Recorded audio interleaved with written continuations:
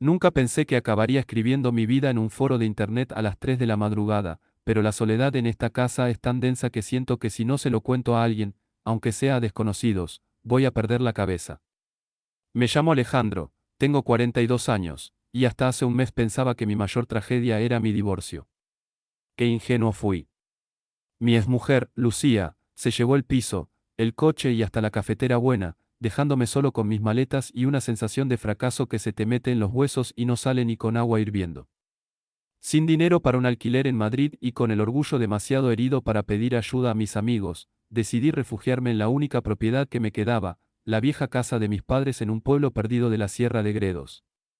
Mis padres fallecieron hace 5 años, con apenas 6 meses de diferencia, primero papá, de un infarto fulminante, y luego mamá, que simplemente se apagó de tristeza, como si vivir sin él no tuviera sentido. Desde entonces, la casa había estado cerrada, acumulando polvo y silencio, esperando que yo tuviera el valor de venderla. Irónicamente, ahora era mi único techo. Llegué un martes lluvioso. La casa olía a encierro, a madera vieja y a esa mezcla específica de lavanda y naftalina que siempre usaba mi madre. Durante las primeras 2 semanas, me dediqué a autocomadecerme.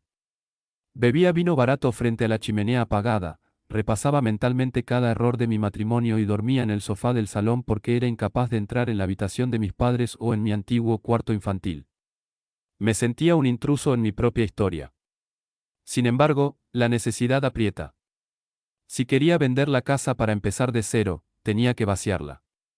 Mis padres eran de esa generación que no tiraba nada. Por si acaso, decía siempre mi padre. Así que me armé de valor, compré cajas de cartón y cinta adhesiva, y empecé la arqueología emocional de desmontar una vida entera. Empecé por el despacho de mi padre.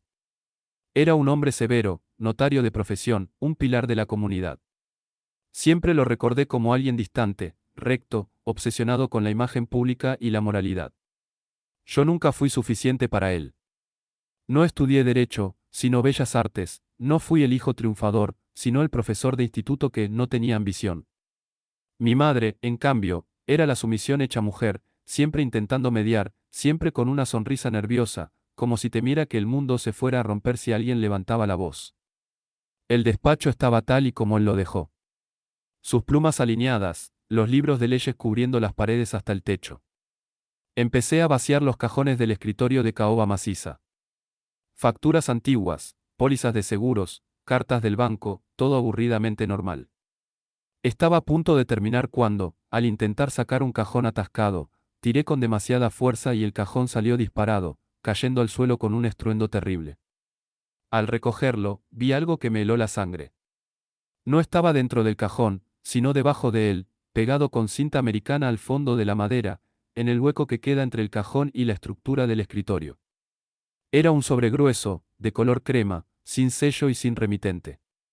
Solo tenía una palabra escrita en el frente con la inconfundible caligrafía picuda de mi padre, verdad. Me senté en el suelo, rodeado de polvo. Mis manos temblaban. Mi padre no era un hombre de misterios. Era un hombre de lógica, de leyes. ¿Qué clase de verdad escondería a alguien como él con tanto celo? Rompí el sobre. Dentro no había documentos legales, ni testamentos secretos. Había una única carta, escrita en un papel de folio fino, casi transparente por el paso del tiempo, y una fotografía en blanco y negro. La carta estaba fechada el 14 de abril de 1983. Yo nací el 20 de abril de 1983. La letra de la carta no era de mi padre. Era una caligrafía temblorosa, errática, como de alguien que escribe con prisa o con miedo. Empecé a leer. Estimado señor Velasco. Sé que acordamos no volver a tener contacto. Sé que recibí el dinero y que prometí desaparecer. Pero Dios es testigo de que no puedo dormir. Cada noche escucho su llanto. Aunque no esté aquí. Usted es un hombre de leyes, un hombre respetado. Me prometió que él tendría una vida mejor, una vida que yo, una simple criada sin marido y con un pasado sucio, no podría darle. Pero he soñado con fuego. He soñado que la sangre llama a la sangre. Su esposa no puede saberlo, usted me dijo que ella cree que el milagro es suyo. Que el embarazo psicológico que tuvo fue real hasta el final. Pero, ¿Qué pasará cuando el niño crezca? ¿Qué pasará cuando no se parezca a ninguno de los dos? Ustedes tienen la piel clara, el porte de señores. Él tiene mis ojos, señor Velasco. Tiene los ojos oscuros y salvajes de su verdadero padre, y eso es algo que ningún dinero ni ningún apellido ilustre podrá borrar. Le escribo esto no para pedir más dinero, sino para advertirle. Si algún día el niño pregunta, si algún día siente que no pertenece a ese mundo de cristal que ustedes han construido, por favor, no le mienta. No cometa el pecado de robarle también su verdad después de haberle robado su madre. Si decide quemar esta carta, lo entenderé. Pero si le queda algo de conciencia, guárdela. Quizás algún día la necesite. María. Solté el papel como si me quemara los dedos. El silencio de la casa se volvió ensordecedor, como si las paredes estuvieran aguantando la respiración. Mi corazón latía tan fuerte que me dolía el pecho. Leí la carta 1, 2, 3 veces. Cada palabra era un golpe. Embarazo psicológico. Criada. Dinero. Siempre me había sentido diferente. No solo por mis intereses artísticos frente a su rigidez pragmática. Físicamente, yo era más moreno, más bajo y tosco, como decía mi abuela paterna con desdén, que mis padres. Ellos eran altos, elegantes, de rasgos finos. Yo siempre fui el patito feo, el que salió a algún ancestro lejano. Sales a tu bisabuelo, decía mi madre siempre, desviando la mirada. Miré la fotografía que acompañaba la carta. Era una foto borrosa, tomada en lo que parecía ser un parque o un jardín trasero. En ella, una mujer joven, muy joven, tal vez de unos 18 o 19 años, sostenía un bulto envuelto en una manta. La mujer miraba a la cámara no con alegría, sino con una expresión de terror absoluto, como si quien sostuviera la cámara fuera un verdugo. Tenía el pelo oscuro y revuelto. Y los ojos. Dios mío, los ojos. Eran mis ojos. Eran los mismos ojos que yo veía cada mañana en el espejo mientras me afeitaba, esos ojos, salvajes, de los que hablaba la carta. Me levanté tambaleándome y fui al baño del pasillo. Encendí la luz fluorescente y me miré.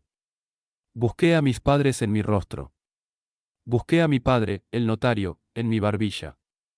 Busqué a mi madre, la dama de sociedad, en mi nariz. No estaban. Nunca habían estado.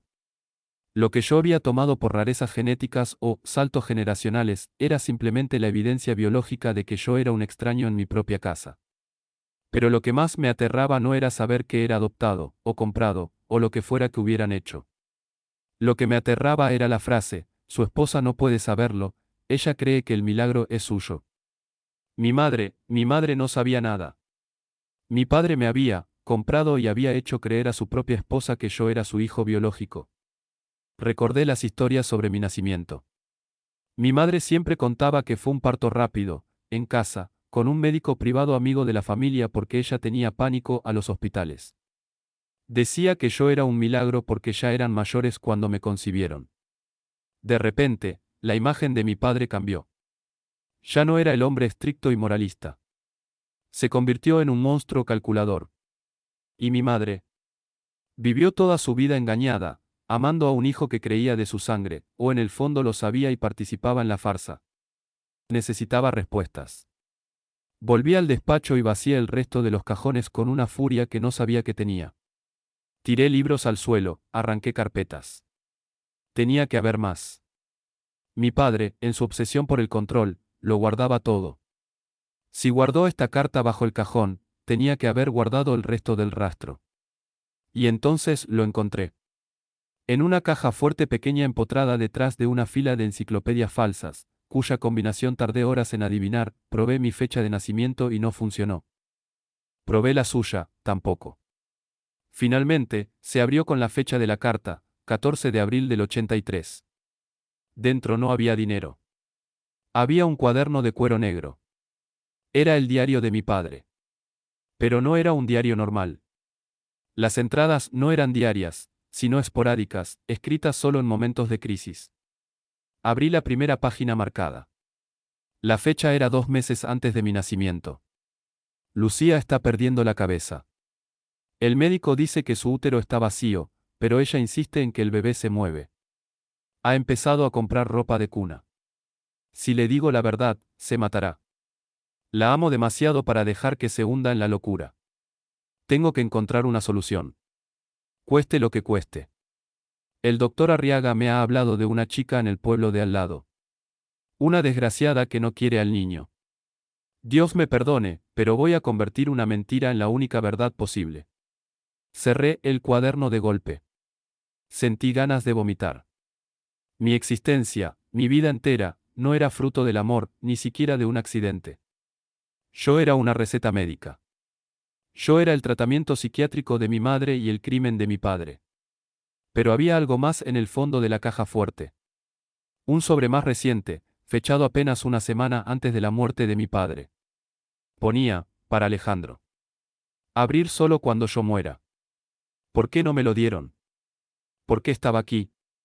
Quizás mi madre lo encontró y lo escondió, o quizás él murió tan repentinamente que no pudo decirme dónde estaba. Lo cogí. Pesaba. Dentro se notaba algo metálico, como una llave. Estaba a punto de abrirlo cuando escuché un ruido en la planta baja. Un golpe seco, como de una puerta cerrándose. Me quedé paralizado. La casa estaba cerrada a cal y canto. Nadie tenía llave, excepto yo. Y el pueblo estaba a 3 kilómetros de distancia. Apagué la luz del despacho y me quedé a oscuras, con el sobre apretado contra mi pecho y el corazón martilleando en mis oídos. Escuché pasos. Lentos, pesados, subiendo la escalera de madera vieja que crujía con cada peldaño. No eran pasos de un ladrón. Un ladrón intenta ser sigiloso. Estos pasos eran de alguien que conocía la casa. De alguien que sabía exactamente a dónde iba. Y entonces, una voz me llamó desde la oscuridad del pasillo. Una voz que me hizo dudar de mi propia cordura, porque era una voz que yo había escuchado por última vez en un funeral hace 5 años. Alejandro. Dijo la voz, arrastrando las sílabas. Sé que has encontrado la carta. No la abras. No podía ser. Era imposible. Me asomé al pasillo, con la linterna del móvil temblando en mi mano, y lo que vi al final de la escalera hizo que el mundo se volviera negro.